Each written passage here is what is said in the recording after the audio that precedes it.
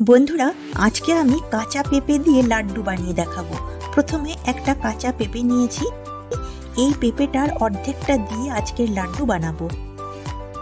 প্রথমে পেঁপেটাকে কেটে নিয়ে স্কিন ছাড়িয়ে দুটো ভাগে ভাগ করে নেব।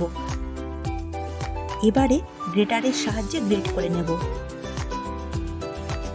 এরপর গ্যাসে কড়া বসিয়ে বেশ কিছুটা জল নিয়ে নিচ্ছি। জল ভালোভাবে গরম হয়ে গেলে গ্রেট করা পেঁপেগুলো দিয়ে দেব।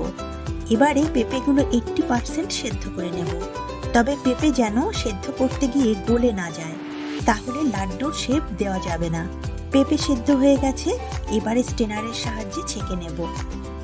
পেঁপে থেকে চেপে চেপে জল বার করে নেব। গ্যাসে কড়া বসিয়ে দিচ্ছি 1 কাপ চিনি। এই লাড্ডুতে চিনির পরিমাণটা একটু বেশিই দিতে হয়। যখন চারদিকে কালার চলে আসবে তখন নেড়েচেড়ে দিতে হবে। কালার চলে এসেছে, এবারে নেড়েচেড়ে দেব। চিনি ক্যারামেলাইজড হয়ে গেলে সেদ্ধ করা পেঁপে দিয়ে দেব। তবে চিনির কালার যেন বেশি ডিপ না হয়, তাহলে লাড্ডুগুলো খেতে কিন্তু তেতো লাগবে। এখন দেব ফ্লেভারের জন্য এলাচ গুঁড়ো আর দেব অল্প পরিমাণ চার মগজ।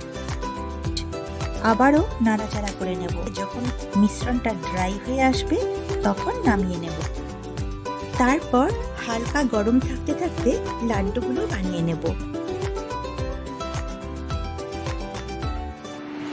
এইভাবে সবগুলো লাড্ডু বানিয়ে নেব। তৈরি হয়ে গেল দারুণ সুস্বাদু পেঁপের লাড্ডু।